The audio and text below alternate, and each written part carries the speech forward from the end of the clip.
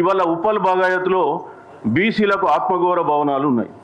అదేవిధంగా మీరు అక్కడ కోకాపేటలో వెళ్ళినట్టయితే కూడా ఆత్మగౌరవ భవనాలకు ల్యాండ్ ఇచ్చారు.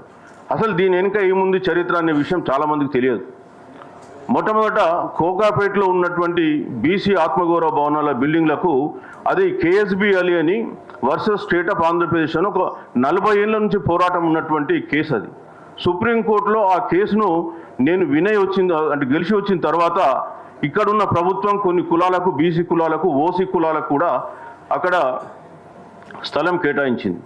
ఆ తర్వాత ప్రభుత్వానికి అనేకమైనటువంటి అప్లికేషన్స్ పోయినాయి, ఈ కుల సంఘాలకు మాకు కూడా భూములు కేటాయించాలని. ఆ సందర్భంలో మేము కూడా అప్పుడున్నటువంటి cabinet sub committee chairman Etela Rajender దగ్గర గారికి వెళ్ళి మా కులానికి సంబంధించి కూడా మీరు భూమి కేటాయించాలా సార్ అని అడిగాను. ఇక్కడ చాలామంది ఉన్నారు ఇక్కడ నాతో వచ్చిన వాళ్ళు ఆ రోజు కూడా. అయితే భూమి ఎక్కడుంది? భూమి లేదు సార్, మేము వెతుకుతున్నాం, హైదరాబాద్ కలెక్టర్కి చెప్పినాం, రంగారెడ్డి కలెక్టర్కి చెప్పినాం, మేడ్చల్ కలెక్టర్కి చెప్పినాం, కానీ భూములు దొరుకుతలేవు, మేము ఈ కులాలకు అందరికీ అకామిడేట్ చేయాలంటే కష్టమవుతుందని చెప్పి వారు ఈటల రాజేందర్ గారు చెప్పడం జరిగింది.